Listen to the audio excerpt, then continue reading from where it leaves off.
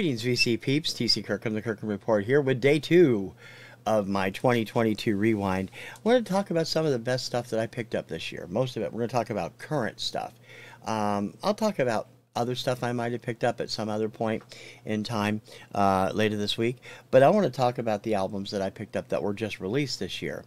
I don't have that many on CD or vinyl. I still buy a lot of digital, and a lot of the artists I like are digital only, so I'm kind of screwed that way. I'll talk more about those later in the week too. But I did pick up 8 things on CD or vinyl that were terrific, that I love, and well, some of them I took a chance on, and other ones I heard on the VC, and it was just really a great thing for me. Starting off with, I think, the earliest of the entire batch here. I picked this up back at the beginning of the year. This is Michael Whalen and Imaginary Trains. Love this album. Michael is a keyboardist extraordinaire, has done so many great things. He calls himself electronic/ambient. I love his stuff. I've gone back. I actually got another Michael Whalen album, an earlier one from Black Box, after I bought this. He's fantastic. If you don't know who he is, you should check him out. You can stream him online. You can, I believe he has a YouTube channel. I'm not sure. But he has terrific, terrific stuff. And this album is mesmerizing. If you're into, anything mega electronic, similar to Kraftwerk, Tangerine Dream, or even somebody who might like Andreas Vollenweider, Michael Whalen is the way to go. Imaginary Trains is a mind-blowingly good album. Second, I picked this up on both vinyl and CD, and the CD is handy, and it is listenable. This is great stuff. There's a couple, 2 or 3 of originals, and a lot of remakes on this, and that is Backstreet Boys, A Very Backstreet Christmas. It's the only Christmas album in this list. Love their cover of Same Old Lang Syne from Dan Fogelberg. They have some original stuff on here. They do a lot of covers. Stuff that they do have stuff that they've been known for before. They did Last Christmas for a comp album. I think back in Radio Disney used to play it, so it's been a while. But most of this was recorded. This is their first Christmas album, and it is top-notch. And if you're a Backstreet Boys fan, which I am, it definitely belongs in the collection. Great, great release. I do have the vinyl of that also. I had the vinyl coming for this. It's been delayed. It was supposed to be here in October. It's been delayed till March. But, of course, it's going to be here. Hanson, RGB. This is a quasi-solo effort album. 5 songs written and performed by Taylor, 5 songs written and performed by Ike, 5 songs written and performed by Zach. And then there's another song on here too. Don't Let Me Down. I had the video for it on Discover the Music a couple weeks ago, which was one of Zach's songs. This is a great album. The videos are the first single, which was Child of Heart, I think. Oh, that's why there's a demo of them on here. The video was mind-blowing. Taylor just got the living crap beat out of him for that video. It's really something. I will always support my boys. I can't wait till the vinyl gets here, of course. And one of these days I'll make it to Hanson Day in Oklahoma. The other one, I am so glad I found him back in operation. In 1980 and 81, he produced 2 incredible albums that, unfortunately, the albums didn't sell that well. The first one sold well enough to get him a second album. The second album really failed to click with anybody except me, apparently. And then in 2018, he came back with a new CD, and he has another new one this year. And I'm just glad he's back. Allie Thompson, The Last Rodeo. This album is freaking phenomenal. Losing the Light is the first single. I featured that on Discover the Music a few weeks ago also. He hasn't lost his touch a bit. He still sounds great. He's gotten older. There's what he looks like now, as opposed to how he looked back when he was 23, 24, when his first album hit. I really love his style, and there's some great messages in this album and on the other album too. I've recommended both of them. You guys actually got choked up when I was talking about him because I always wondered, was he still around? What happened to him? It turns out he was writing, but he wasn't performing or recording or anything. And it is so good to hear him and have him back again. Allie Thompson, The Last Rodeo. If you haven't heard this, please check it out. Even it's on Spotify. Check it out. The other four are vinyl, and of course they're all great things. One of which I just talked about a couple weeks ago because I just got my vinyl copy. I've had the digital since February. This is an auspicious debut as a solo performer for Daniel Johns. This is Future Never from the former lead singer of Silverchair, still using the frog logo, as you can see. Silverchair was one of my favorite bands of the 90s and 2000s because with every album, they successively grew their sound. They started with Frog Stomp with this grungy sound that I wasn't a huge fan of grunge, as I've said before. I loved Nirvana and I like Alice in Chains, but I was never into Pearl Jam, never into any of the other bands.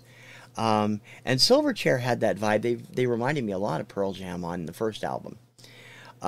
Successively, they came through and into the 2000s. The Diorama album to me evokes a lot of late 60s Beatles.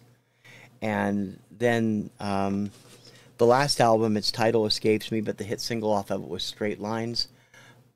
Utterly phenomenal. I mean, so it's been a while since Daniel's been in circulation, and it's nice to have him back. This is a great album. If you haven't heard it, please check it out.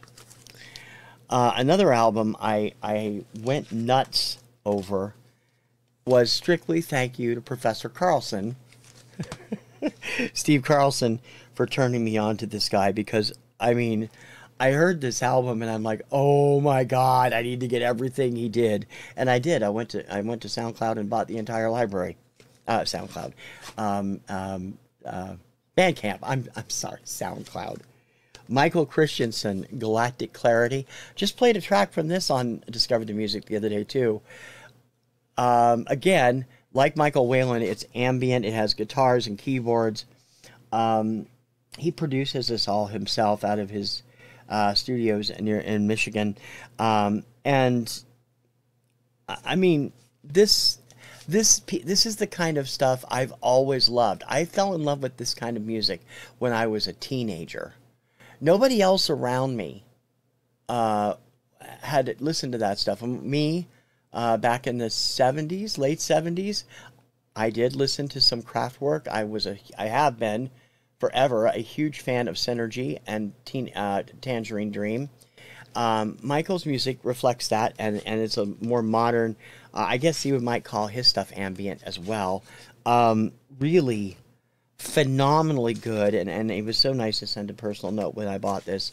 And you can check out his YouTube channel. He has a great YouTube channel. I'll see if I can find it and put it in the show notes. But I mean, I adore this. I have played it constantly since downloading it, and I get to keep my vinyl in pristine shape, which is good. Michael, thank you for such a great album. Can't wait for something new from you. Another album, again, I tend to get all the downloads where I can. And so I've been listening to this a lot on the download, but I haven't really cracked into the vinyl of it yet. I do have the album on my computer and have listened to a lot of it, and one of the tracks actually made my countdown on Rank This a few weeks ago. This is the latest from Joe Satriani, Elephants of Mars. Features the incredible song Faceless, and there's also two albums here, but one disc basically full of the typical great music that Joe Satriani puts out. I am a lifelong fan of this guy. I mean, since he first hit in the mid-'80s, late 80s. I really became a fan in 2000 with the release of Engines of Creation, which sounded more like keyboards than it did guitar. And I have been a huge fan since then. And Satriani just does not do bad stuff. This album is phenomenally good. If you like them, check it out. And the other one I talked about just a few weeks ago, this is Diamond Star Halos, the latest from Def Leppard. Their first new album in 6 years?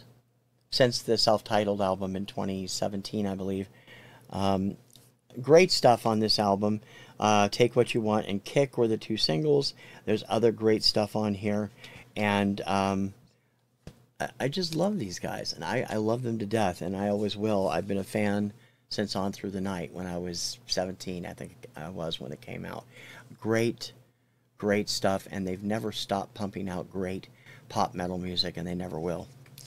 So those are the newer albums that were released this year that I love and that everybody should check out. Now there's plenty of download stuff, and I'll talk about those in the show where I talk about the songs, my favorite songs. We'll also talk downloads and stuff. That'll be later in the week. Somebody else has also been pointing out that they've been picking up a lot of box sets. I don't do box sets very often, especially the big ones, because they tend to be expensive. Like this one, which I still have not cracked open. I got it 3 weeks ago. Eric Burdon and War, the complete vinyl collection, which is Record Store Day Black Friday release. I can't wait to listen to this. I just haven't had the time. I'm on vacation again next week, so I will finally have time to catch up again.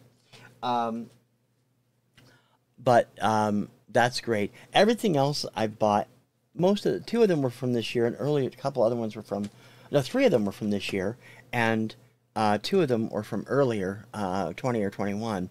But I buy the CDs because they're cheaper, usually, and they're also easier to get on the computer.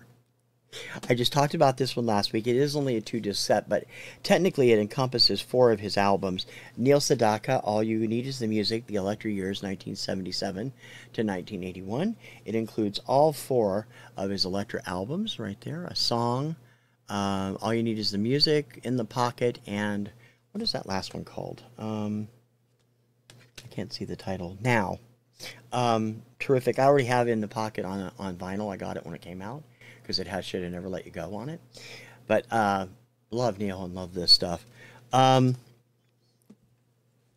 talked about this, and for those of you who think he's just a one-hit wonder or a boy band type, you really need to do some exploring. I picked this up when it came out. I think it was in February or March. Chesney Hawkes, The Complete Picture. The album's 1991 to 2012. It has all 4 of his albums plus a rarities disc and a DVD.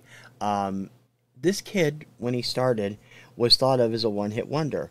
The album Buddy Song in the UK, here in America, it was called The One and Only. Got so much airplay. The songs were so good, and I've followed his career ever since. There's so much good stuff, and this is well worth the money. 6 discs, under $50. It's worth it.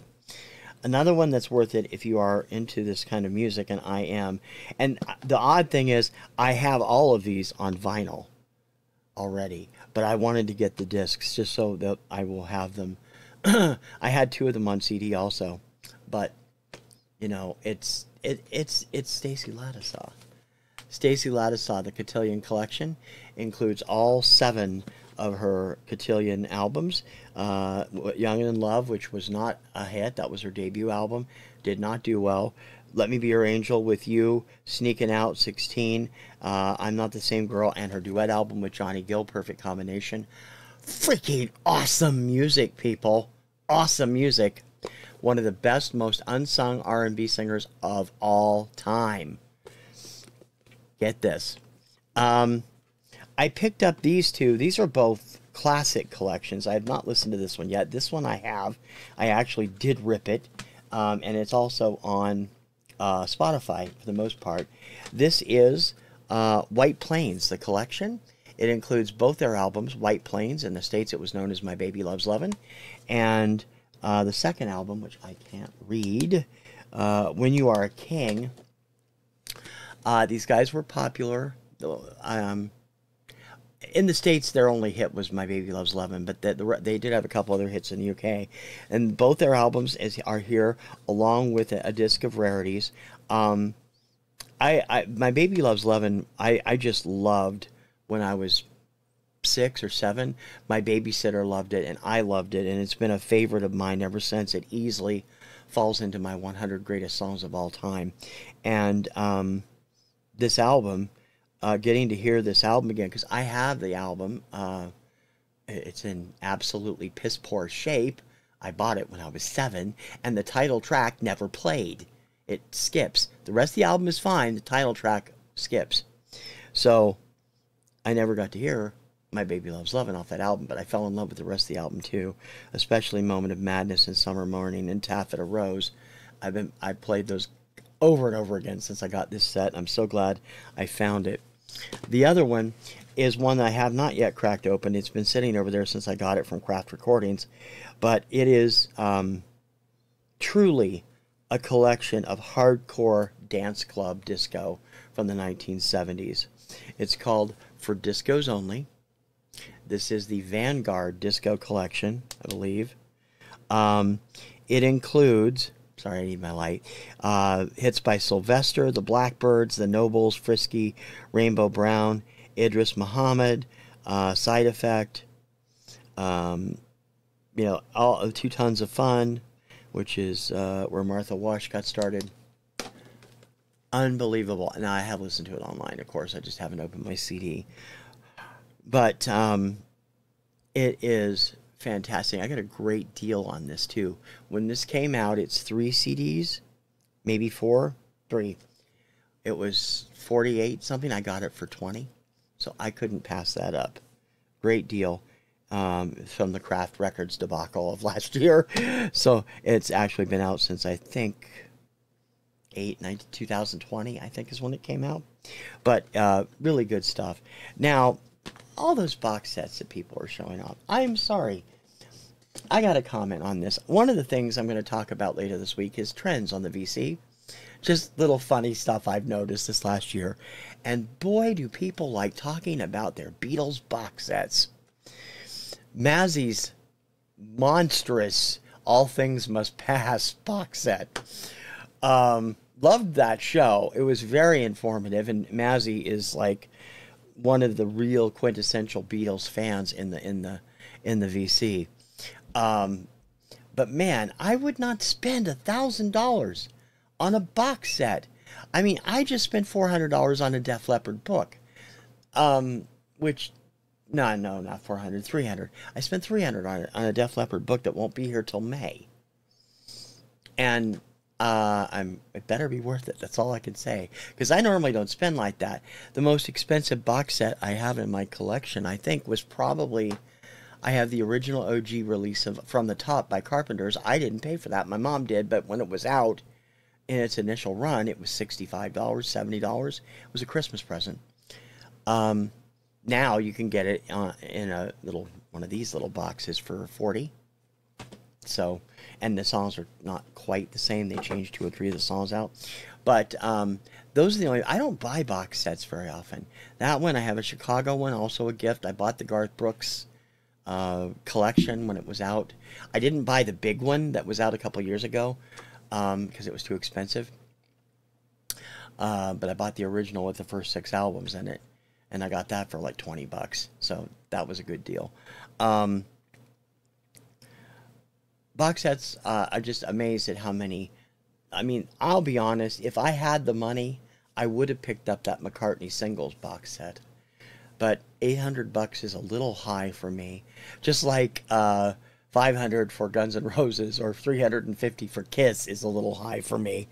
And it's one album. Or 2 in the case of Use Your Illusion. Really, guys? I know people out there have spent the money on them. The real fanatics have. And that's cool. If you can afford it, go for it. Truth is, I won't listen to them that much. So I wouldn't spend that kind of money. These get listened to all the time on the computer because they've been ripped or I've downloaded them or whatever. And they get listened to all the time. So it was worth the money that I spent for it. So those are my favorite new releases of 2022 and some box sets I picked up in 2022. Still to come, I have songs and download tracks that everybody should be looking at. I have a show on the VC, all about the VC, and a show paying tribute to those we've lost this year. And that list is way too long, and I had to cull it down, and it's still too long. And So if I miss somebody when I do that, that'll be up on Friday. If I do miss somebody, I'm sorry. There's so many out there, and I've noticed some other people doing them too, and they're mostly putting up the big names. But there have been a few that have missed a few big names, and a few that have had some little names I wasn't that familiar with. I'm like, oh wow, I didn't know they passed away. You know, whatever. So hopefully the one I'm putting together will be pretty inclusive of all the bigger people that most people might know, and a few that I knew that you may, you know, have heard of the group or whatever they did. And that'll be coming up on Friday. For Rewind 2022, I'm PC Kirkham, the Kirkham Report. Don't forget to subscribe if you haven't already, and if you have, thank you. And please leave a comment. I'd love to hear from you, actually. Until next time, ciao, baby.